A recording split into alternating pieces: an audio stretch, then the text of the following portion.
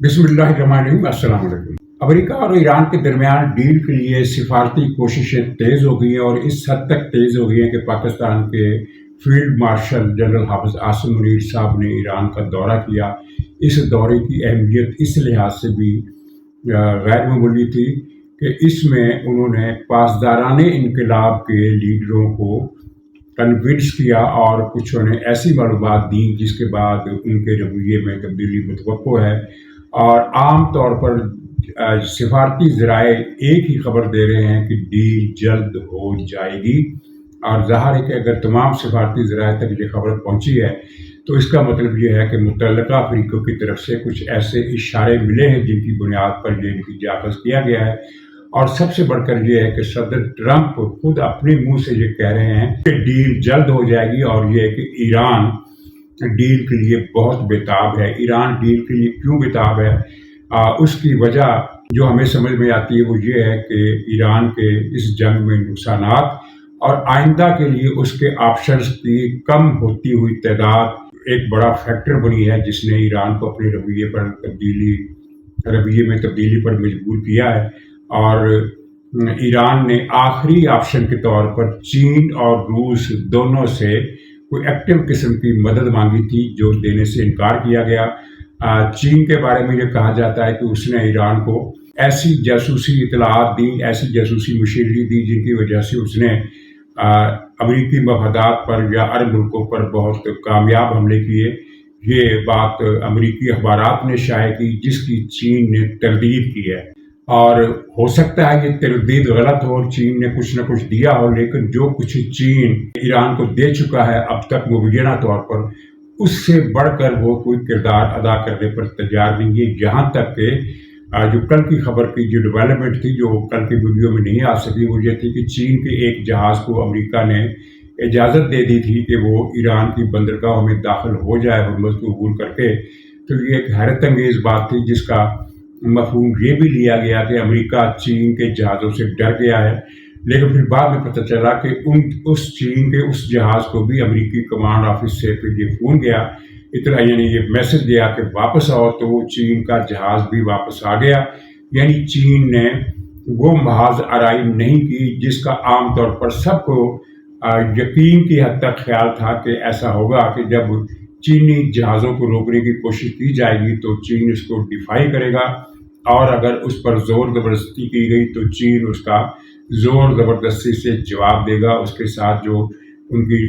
Naval कश्तियाँ होती हैं, जंगी कश्तियाँ, वो इस जवाब देगी। तो कल ये पता चला कि चीन इस सूरत हाल पर खामोशी को तरजीह दे रहा है और उस खामोशी के पीछे कुछ ऐसे इशारे थे कि वो ईरान को कन्विंस कर रहा है, ईरान पर जोर दे रहा है कि जो भी है मुज़ाकरात करो और इस मसले से जान छुड़ाओ। और दूसरी बात, ईरान के पासदारान की तरफ से ये धमकी दी गई कि अगर ये हुर्मुज़ की नाकाबंदी अमेरिका की तरफ से जारी रही तो हम फिर जवाबी कार्रवाई करेंगे और खलीज ओमान के साहली इलाकों पर भी हमले करेंगे, यानी जहाँ महफूज एरिया है, जो जंगी इलाका नहीं है, जो ईरान के समुद्री हदूद से बहुत बहुत परे वाक़ है। तो वहाँ जो आने जाने वाली तिजारत है वो मुतअस्सर करेंगे, उसको डिस्टर्ब करेंगे और हमले करेंगे। और साथ ही बाबुल मुंदब में भी कोई कार्रवाई करेंगे। और ये बात अमेरिका को भी पता है, सबको पता है कि बाबुल मुंदब को बंद करना ईरान के या हौसियों के इख्तियार में नहीं है। किसी भी सूरत बाबुल मुंदब की नाकाबंदी वो नहीं कर सकते। बाबुल मंदब से वो 100-150 किलोमीटर की दूरी पर है। शुमाली यमन का जो इलाका है, जहाँ शुमाली यमन का इलाके की हद ख़त्म होती है, वहाँ से 100-150 किलोमीटर फासला तय करने के बाद बाबुल मंदब का इलाका आता है। तो वहाँ तो वो मुदाखलत कर ही नहीं सकते। और असल में वो जो मुदाखलत कर सकते हैं वो बहरा अहमर यानी बाबुल मंदब से जो ऊपर का इलाका है, वो समुद्री इलाका जिसका साहिल शुमाली यमन से हौसियों के ज़ेर इक़्तिदार शुमाली यमन के इलाके से मिलता है। तो वहाँ समुंदर की जो चौड़ाई है वो कम है, यानी वो आबनाए बाबुल मंदब की बात नहीं, वो तो बहुत आगे है और वो तो बहुत ही पतली है। लेकिन उससे ऊपर का जो इलाका है वो भी सुकड़ते सुकड़ते 60-70 मील की या तकरीबन 180-90 मील की चौड़ाई में फैल जाता है, बहुत कम इलाका रह जाता है। वहाँ वो ڈسرپشن کر سکتے ہیں، یعنی کسی جہاز پر وہ گولہ داغ سکتے ہیں، جس کی وجہ سے اس علاقے میں سمندری ٹریفک کم ہو جائے گی، رکے گی پھر بھی نہیں، کیونکہ بہت سے جہاز پھر وہ سفر کرتے ہیں بحیرہ احمر کے جو افریقی ساحل کے ساتھ ساتھ، جہاں حملہ کرنا حوثیوں کے لیے بہت مشکل ہے، اور یہ ویسے بھی ایک چھوٹا سا علاقہ ہے جہاں حوثی سمندر میں جہاز کو ہٹ کر سکتے ہیں، بہت ہی چھوٹا علاقہ ہے اور بہت ہی محدود کارروائیاں کر سکتے ہیں۔ پچھلی مرتبہ یہ آپ نے دیکھا کہ بیشتر جہاز ان کے حملوں سے بچ کر نکل گئے تھے، اور یہ آبنائے ہرمز کی طرح کا علاقہ بالکل نہیں ہے۔ تو یہ ایران کی یہ دھمکی بتا رہی تھی کہ ایران بے بس ہوتا ہوا، ایران خود کو بے بس ہوتا ہوا محسوس کر رہا ہے، ورنہ اس کو یہ باب المندب والی دھمکی دینے کی ضرورت نہ ہوتی۔ اور دوسری جو سب سے اہم بات ہے جس پر کوئی تجزیہ نگار توجہ نہیں کر رہا، وہ یہ ہے کہ ایران میں رجیم چینج تو نہیں ہوا، لیکن پاور شفٹ کا جو معاملہ ہے وہ ہوتا ہوا نظر آ رہا ہے۔ اب تک سارے اختیارات پاسداران کے پاس تھے، لیکن اس جنگ کی وجہ سے حکومت کے پاس بھی کچھ اختیارات آئے ہیں، حکومت کچھ نہ کچھ اثر کر رہی ہے۔ اور پاسداران انقلاب کی میں مثال دوں کہ آج ہی یہ بیان آیا ہے ایران کے وزیر سائنس کا بیان، یہ پرنٹ میڈیا پر، الیکٹرانک میڈیا پر موجود ہے، کہ انٹرنیٹ کی بندش سے تعلیم اور ریسرچ دونوں تباہ ہو رہے ہیں اور تباہ ہو جائیں گے۔ تعلیم کا بھی خانہ خراب ہو جائے گا اور ریسرچ کا بھی خانہ خراب ہو جائے گا، بیڑا غرق ہو جائے گا۔ تو ایرانی وزیر سائنس نے یہ بات کس سے مخاطب ہو کے کہی ہے؟ ظاہر ہے انٹرنیٹ کی بندش جو کئی مہینوں سے جاری ہے، جس کی وجہ سے ایران کا تعلیمی نظام بھی ختم ہو گیا، ایران کے کاروبار تباہ ہو گئے۔ تو یہ پاسداران انقلاب کے حکم پر انٹرنیٹ بند کیا گیا ہے۔ حکومت انٹرنیٹ کو بند کرنے کی حامی نہیں ہے، وہ کھلوانا چاہتی ہے۔ تو ایرانی وزیر سائنس کے بیان میں یہ فکرہ بھی شامل ہے کہ جو کچھ ہو رہا ہے یہ وزارت مواصلات کمیونیکیشن کی یونیورسٹی ہے، اس کے بس سے باہر کی چیز ہے۔ اور یہ وزارت کمیونیکیشن جو نیٹ بند کرنے یا کھولنے کا فیصلہ کرتی ہے، تو یہ وزیر سائنس بتا رہے ہیں کہ یہ معاملہ وزارت کمیونیکیشن کے بس کا نہیں ہے، انہیں کہیں اوپر سے دباؤ آ رہا ہے۔ یعنی پاسداران انقلاب کا نام لیے بغیر انہوں نے پاسداران انقلاب پر تنقید کی ہے اور اس تباہی کا ذمہ دار انہیں قرار دیا ہے۔ یہ ایرانی حکومت کے وزیر کا بیان ہے، نیٹ پر موجود ہے، آپ اس کو دیکھ سکتے ہیں۔ تو یہ ایک تبدیلی ہے اور آہستہ آہستہ پاور شفٹنگ ہو رہی ہے حکومت کی طرف۔ یہ جو پاکستان کی طرف سے اتنا بڑا ہائی پروفائل دورہ کیا گیا ہے، اس کی بھی ایک معنویت ہے۔ اس میں جو اہم ترین بات ہے وہ اس دورے کا مقصد ایرانی حکمرانوں سے ملاقات کرنا نہیں ہے، ان کے ساتھ پاکستان کے بہترین رابطے ہیں۔ مسعود پزشکیان ہوں یا وزیر خارجہ عراقچی ہوں یا اسپیکر قاری باغ ہو، سب کے ساتھ پاکستانی حکومت کے ساتھ مسلسل بہترین اور جاری رابطے ہیں۔ اس ملاقات کی ضرورت ہی اس لیے پڑی کہ پاسداران انقلاب جو کہیں نظر نہیں آتے، جو کسی کا فون بھی نہیں اٹھاتے کیونکہ انہیں خطرہ ہے کہ فون ٹیپ ہو جائے گا اور اسرائیل حملہ کر دے گا یا امریکہ حملہ کر دے گا، تو پاسداران انقلاب سے رابطہ اس صورتحال میں ضروری تھا۔ اور اطلاعات یا اندازے یہی ہیں کہ پاسداران کو صورتحال کی سنگینی سے آگاہ کر دیا گیا ہے اور یہ بتا دیا گیا ہے کہ جو کچھ بچا ہے اس کو بچانے کا ایک ہی طریقہ ہے کہ آپ اپنے انتہائی سخت موقف میں نرمی پیدا کریں۔ اور اگر یہ نرمی پیدا ہو جاتی ہے، جیسا کہ ایک بہت بڑی ڈیولپمنٹ ہوئی ہے، اور وہ یہ ہے کہ ایران نے پاکستان کو یقین دلا دیا ہے کہ ٹھیک ہے ہم یورینیم حوالے کرنے کے لیے تیار ہیں۔ یہ خبر انہوں نے روس کو بھی بتا دی ہے، یہ خبر انہوں نے چین کو بھی بتا دی ہے، اور امریکہ کا جو سب سے بڑا مطالبہ تھا وہ پورا ہونے والا ہے، پورا ہونے کی طرف جا رہا ہے۔ یورینیم کس ملک کے حوالے کیا جائے گا؟ ظاہر ہے وہ روس کے حوالے نہیں کیا جائے گا، کیونکہ روس کے حوالے کرنا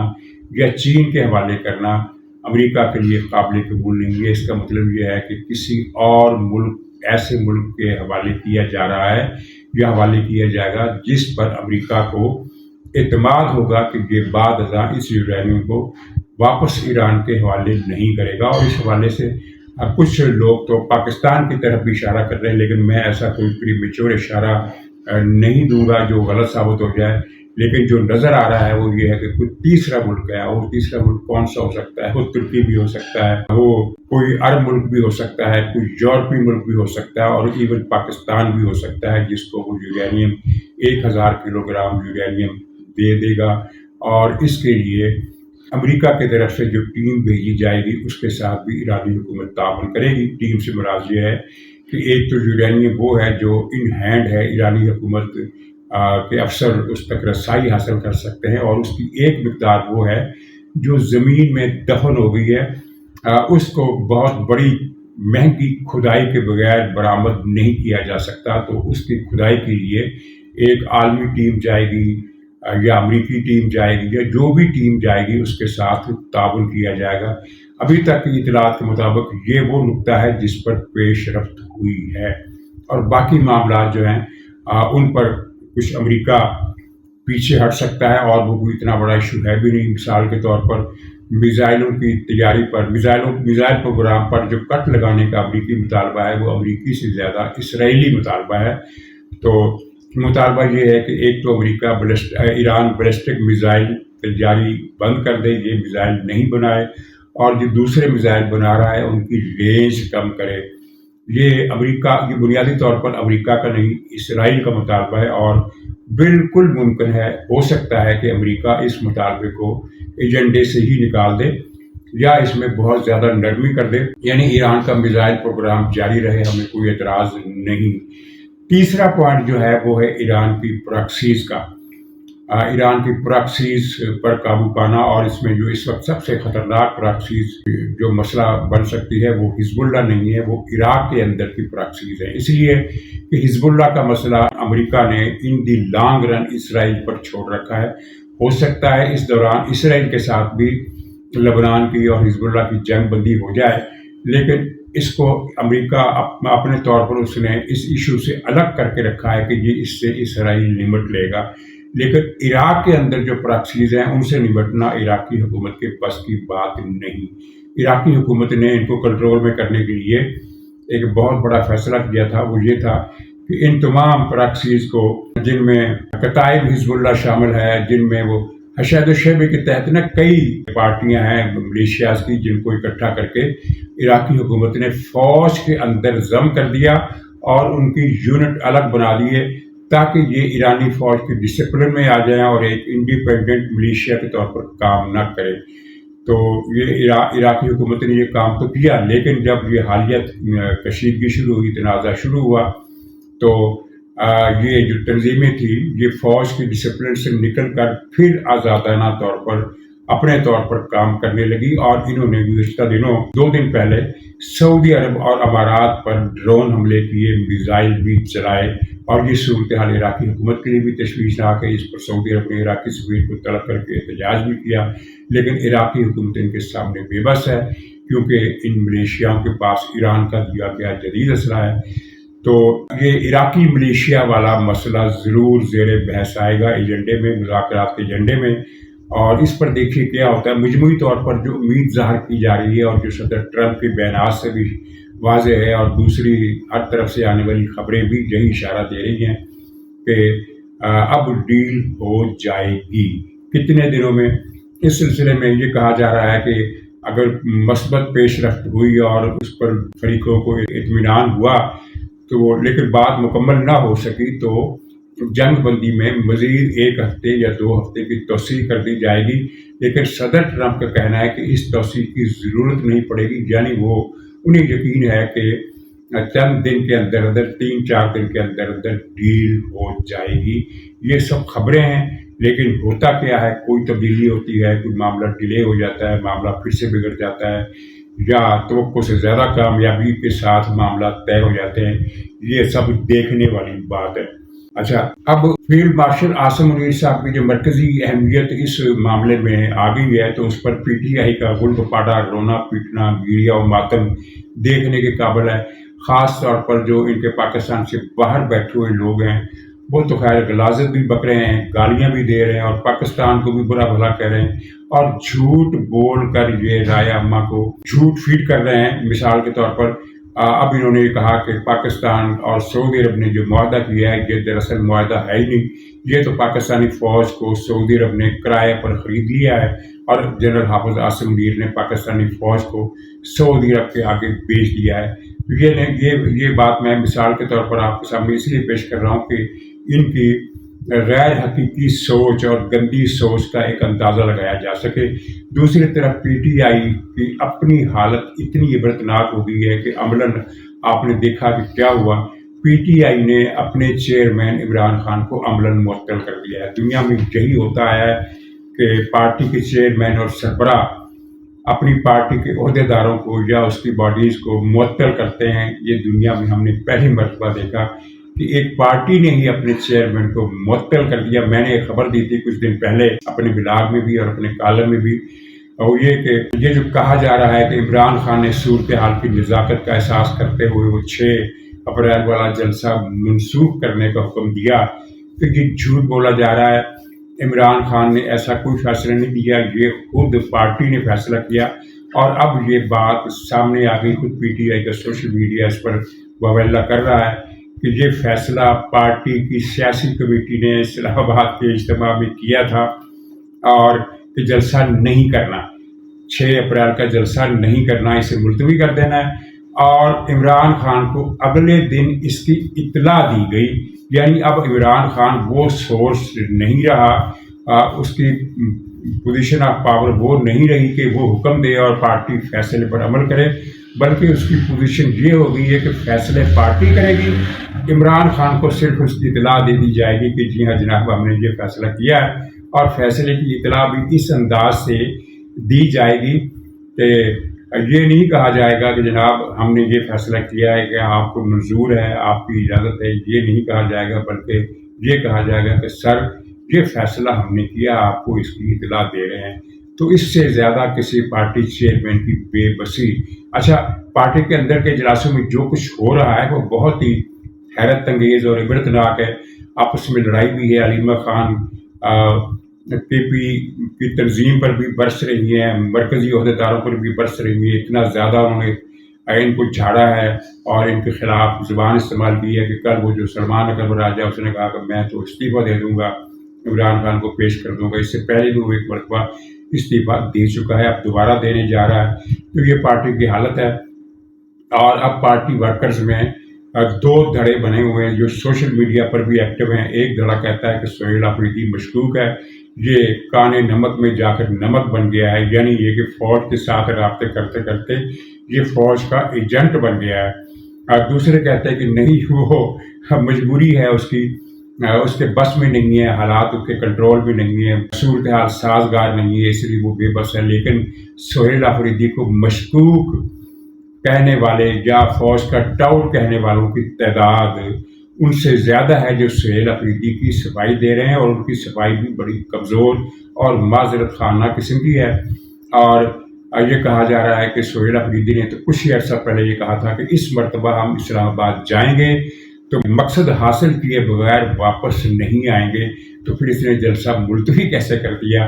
اور اس نے تو کہا تھا کہ اگر جلسہ کرنے کی اجازت نہ دی گئی تو اٹک پل پر بیٹھیں گے، تو وہ فیصلہ بھی اس نے کیسے واپس لے لیا؟ تو پارٹی کے اندر ایک دوسرے کو مشکوک نظروں سے دیکھا جا رہا ہے۔ وہ کہتے ہیں تم غدار ہو فوج سے ملے ہوئے، وہ کہتے ہیں کہ تم غدار ہو فوج سے ملے ہوئے۔ پاکستان کے ساتھ اس پارٹی نے جو کچھ کیا، مجھے تو لگتا ہے یہ اس کا مکافات ہے، یعنی مکافات عمل ہے، اور پارٹی اس سے جام بھر اٹھی ہوئی نظر نہیں آتی۔ ویسے بھی آپ دیکھ لیں، ملکی حالات ہوں یا عالمی حالات ہوں یا کسی بھی حوالے سے بات ہو، تو عمران خان کا ذکر پس منظر میں چلا گیا ہے، اور بلکہ پوری پی ٹی آئی ہی پس منظر میں چلی گئی ہے، اس کا وجود نظر نہیں آتا ہے۔ اتنی بڑی پارٹی ہونے کا دعویٰ کرنے والے لوگ اپنا سیاسی وجود نہیں ظاہر کر سکے، اس سے بڑی بدقسمتی کسی سیاسی پارٹی کی اور کیا ہو سکتی ہے؟ ناظرین اجازت دیجیے، انشاءاللہ